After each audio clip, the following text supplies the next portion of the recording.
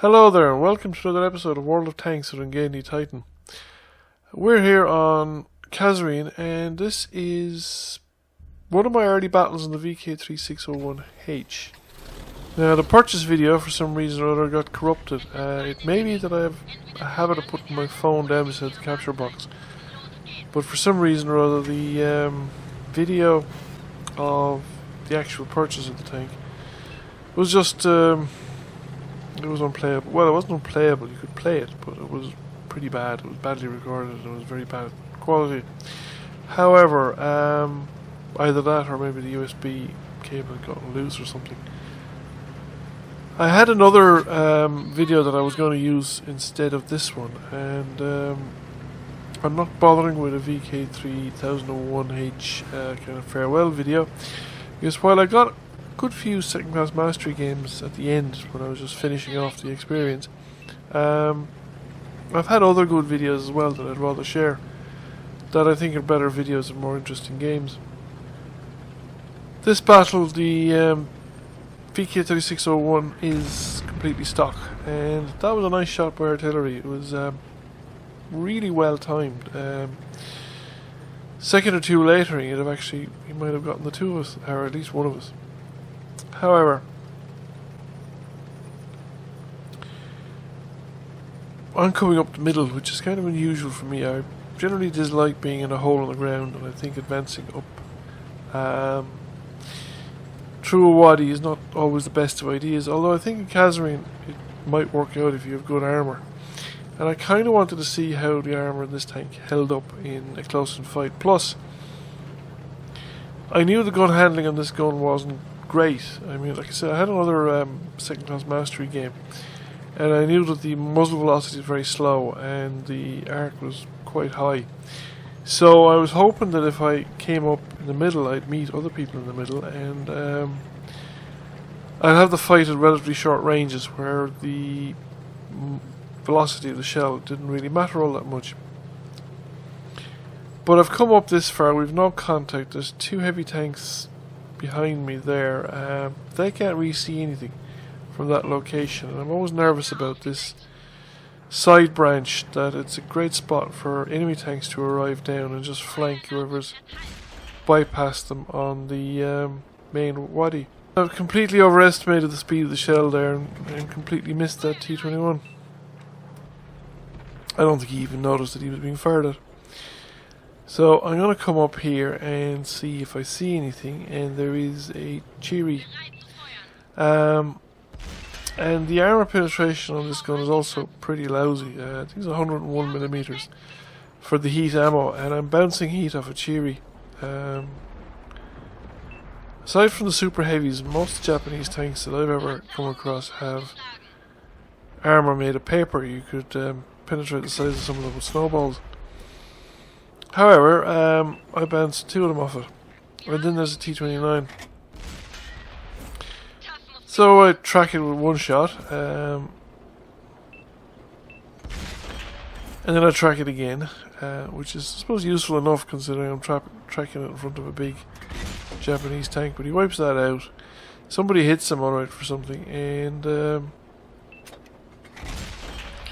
one had no effect. Now I sit here a little bit, well, I knew I was going to get the shot off, but he got his off first. And I actually did very little damage, so that's a lot of heat ammunition fired for no damaging ribbons.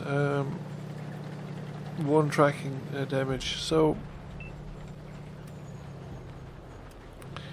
though I still have heat loaded anyway, there's something else after turning up there. The T-29 is still active. And the enemy looked like they're making a push down the eastern side of the map. So here's an AT-8, and I've switched to HE because firing high explosive or firing heat at just doesn't seem to be cutting it. And sitting in front of an AT-8 is probably not the smartest of moves either. So somebody takes out the AT-8, which is quite fortunate, and there's something else up there. We have a medium tank pushing the centre, and the enemy are pushing down the 8-9 line. So, what to do next? Game is pretty even. But I think the enemy are stronger on the eastern side of the map than they're here, so I'm going to push out. And there's a KV-1. He's not seems to be doing any damage, so I'm not sure what gun he's got, but it's not. He's not bothering me, and the high explosives is nibbling away at him. Now, so I sort of cross the ridgeline here, and as soon as I do, I get detected. Now, I suspect it was artillery, but I wasn't going to take any chances. I'm going to get down off that ridge and change direction as quickly as possible in case it was artillery, but I'm not climbing the other ridge in case it was a tank destroyer. Because I'm pretty much a one-shot kill for tank destroyers at this stage. I'm pretty much for the artillery as well. So, looks like our western side of the map has fallen, and well, I could like some help. I thought at least one of the heavy tanks might go and cover the base area, but both of them head over towards that tank destroyer, and I spot the Lorraine 15550. Now, while I'm aiming up, he Sixth Sense must have gone off for him, so he knows. I think he knows that he's under the gun, so to speak, and he's just driving forward. So I don't want to be spotted by him, and I don't want to take a hit or even a near miss. So I'm backing up, and that looks like a shot that takes him out. So I come back out and investigate. There he is. He's been taken out by our artillery. Yeah, I was pulling back there so that if he came around, he wouldn't have the gun immediately facing me. He'd have to turn the tank. Now, there are two more artillery and a tank destroyer on a counterfire that I'm really worried about. I reckon the heavies are heading towards our base. So we take out the M44. And I presume I was spotted. I don't have Sixth Sense in this tank. I'm training it up, but I don't have it. I didn't prioritize it. I put a lot of other skills on it first. So we duck back in under the cover of the rocks, and then we come around by a more circuitous route, rather than coming over the top there in case somebody's pre-sighted in at the top. Looks like I have support coming up, and we've taken out one of the remaining tank destroyers, but there are still, I presume there's artillery going to be back at the back somewhere. But there are 3 more enemy tanks unaccounted for, and the base is pretty empty. It's just covered by artillery at the moment. So I was seriously thinking about capping, but I thought with a tank destroyer, I thought the tank destroyer would be back at the back. I thought with a tank destroyer and artillery remaining in play, and there's no cover in this cap circle, so I'm just a one-shot kill. So I didn't think it was a good idea, but I came around here. I was half expecting to find the tank destroyer, but I've arrived to here and there's still no sign of him. And there's the artillery. So he's come over the top now. I think he's detected that I was spotted him there. And he was going to try and turn his tank and get back into cover.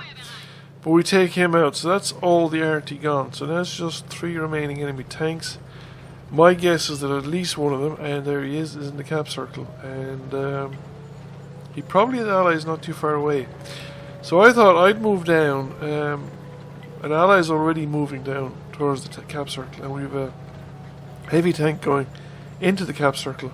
Now our heavy tank entering the cap circle is doing exactly the right thing, and I think it's worthwhile me following the other heavy, which I think is the Tiger, down.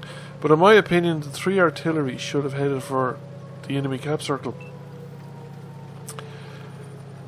because with 3 of them we would have capped out faster. And if the 3 enemy tanks had gone into the cap circle at this point in the game, there's a good chance, in my opinion, that the enemy would have won. That the Tiger would not have been able to reach in time, and I definitely wouldn't have been able to reach in time. Now, that said, if the 3 tanks had gone into the cap circle, that artillery that had moved down to the cap circle might have gotten the shot off it needed to reset the cap. But definitely the other 2 artillery shouldn't have just sat there in the middle of the map. They should have made their way north to the enemy cap circle, where at least they would act as extra hit point pool for the for the what you call it, for the I think it's Joseph Stalin that's in the cap circle, because any tank that arrives to reset the cap has a 1 in 3 chance, only a 1 in 3 chance of picking the right tank.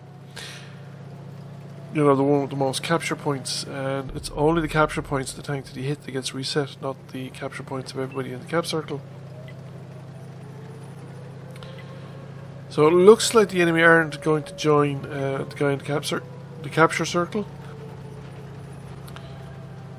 but he's nearly there now, and I should be getting eyes in the capture circle fairly shortly, as soon as I reach the rise here.